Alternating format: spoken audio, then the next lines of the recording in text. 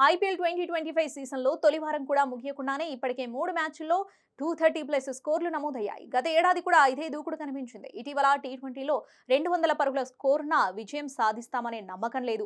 బ్యాటర్లకు పూర్తి అనుకూలంగా మారిన పిచ్లపై ఎవరైనా బౌలర్ అద్భుతంగా బంతులేస్తే వారిని ప్రత్యేకంగా ప్రోత్సహించేలా అవార్డుంటే బాగుంటుందని సీఎస్కే ఆటగాడు రవిచంద్రన్ అశ్విన్ వ్యాఖ్యానించాడు.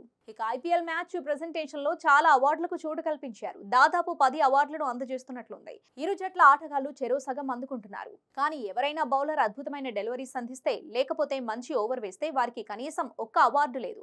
ఓవరాల్ గా ప్లేయర్ ఆఫ్ ది మ్యాచ్ బౌలర్కి వస్తే తప్ప ఇలా సూపర్ స్ట్రైకర్, సూపర్ ఫోర్లు, సూపర్ సిక్స్లకు ఇచ్చినట్లుగా సూపర్ బాల్ కు కూడా అవార్డు ఇస్తే బాగుంటుంది. గతంలో ఫాస్టెస్ట్ బాల్ కు అవార్డు ఇచ్చినట్లు గుర్తు. కానీ ఆ బంతిని 6 గా కొట్టినా సరే అవార్డు మాత్రం వచ్చింది.